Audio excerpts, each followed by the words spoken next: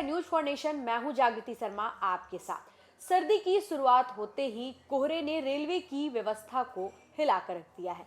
जी हां, अगर बात करें तो फॉक्सेफ डिवाइस के साथ अधिकारियों ने कई तरह के उपाय किए, लेकिन कोहरा जो है वो इस पे भारी पड़ रहा है, जिसकी वजह से लोगों को काफी परेशानी हो रही है। वहीं करीब 52 ट्रेनें रद्द कर दी गई है और लाखों लोग यात्रा नहीं कर पा रहे हैं। दिसंबर 2025 से फरवरी 2026 के बीच करीब 45 लाख यात्री सफर नहीं कर सकेंगे। वहीं तेजस, संपूर्ण क्रांति, राजधानी और विक्रमशिला जैसी प्रमुख ट्रेनों के एसी फर्स्ट में 6 जनवरी तक सीटें फुल हो गई है। दूसरी ओर दानापुर मंडल से गुजरने वाली कई ट्रेनें घने कोहरे के कारण 2 से 7 घंटे तक की लेट तलीफी का सामना कर रही है।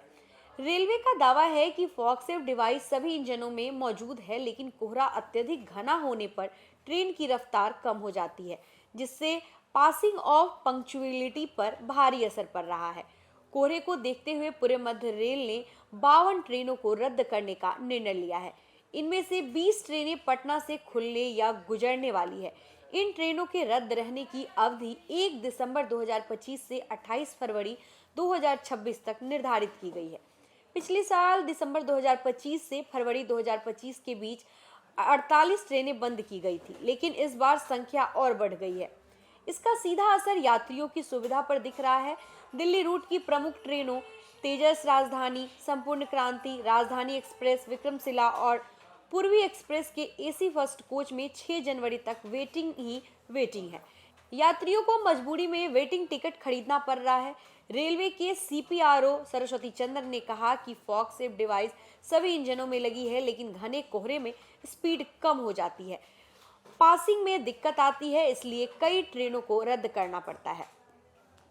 इस बार जिन प्रमुख ट्रेनों को पूरी तरह रद्द किया गया है उनमें हावड़ा देहरादून उपासना एक्सप्रेस, मालदा टाउन नई दिल्ली एक्सप्रेस, पूर्णिया कोट अमृत जन सेवा एक्सप्रेस, कामाख्या गया और कामाख्या आनंद विहार एक्सप्रेस, हटिया आनंद विहार एक्सप्रेस जैसी लंबी दूरी की ट्रेनें शामिल हैं।